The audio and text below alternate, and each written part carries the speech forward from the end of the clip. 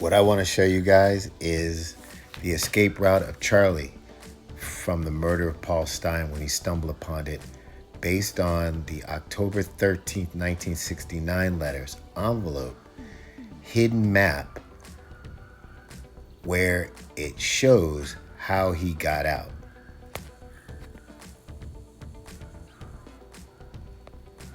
Let's see if this thing updated properly.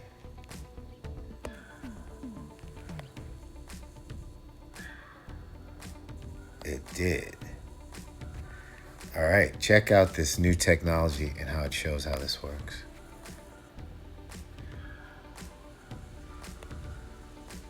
Oh, no, it didn't do it.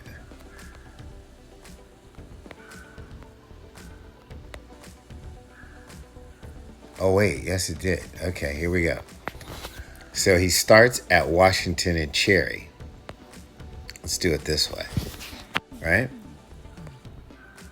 He goes down to Jackson Street and he starts heading towards the Presidio playground to get over the wall to get into the playground.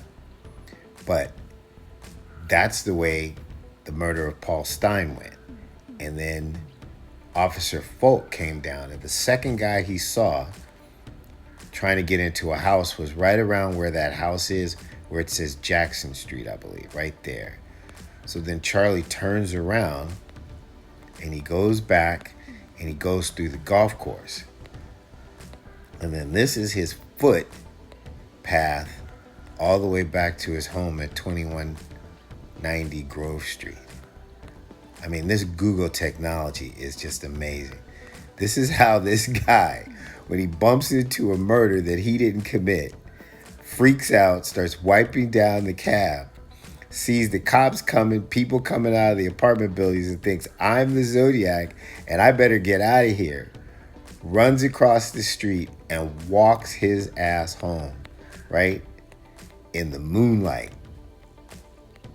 And that's what's on the envelope that shows the Zodiac at moonlight. This had to be the longest night and day of his entire Zodiac life, right? So we're following this thing. He gets down here, right? It says that he finally kind of got to the beach, right? So he's going through here.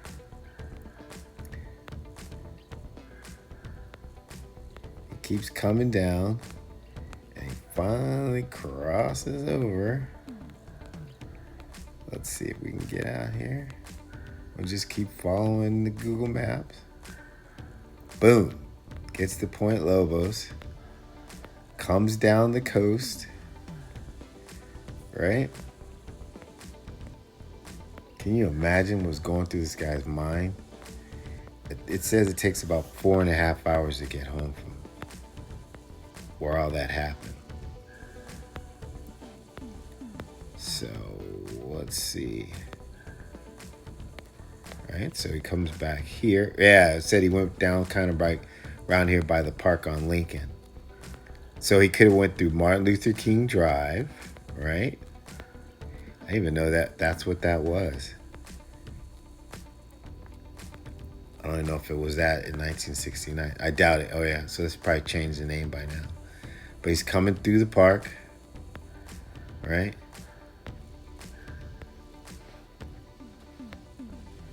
Comes through by the polo field on this little path. Probably took that path so nobody would see him. He's still going.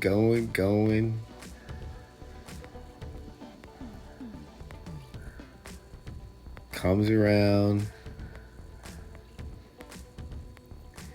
Finally, he's like, oh my God, I'm almost to the pad.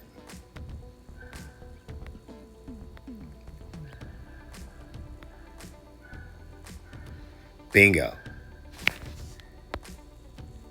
That's where he was staying with his girl on Grove Street, which is actually a school bus route around the corner from his old high school. Where USF School of Law is, that was the area where St. Ignatius High School was when he was there. the apple doesn't fall far from the tree. And here's the large view of it all. That's the path the Zodiac took to escape the Presidio after running into a murder of a cab driver of a cab that he had just got out of. And he knew that he better wipe those fingerprints down or his butt was in a lot of trouble when they processed it, because that was now a murder scene and he got home. And that's why he wrote that letter. And it sounded so crazy, talking about, oh, I'm going to change my look. You'll never know what I look like again. I know you don't have my fingerprints because I use plastic fingertips. He didn't know what they had. He was scared to death. He knew there was another person there. He didn't know if people knew it was two people or just him. He was trying to figure it all out. So all those statements were actually questions, because he was freaking out about whether or not he was going to get caught. It's the first time he probably felt mortal. That's the story.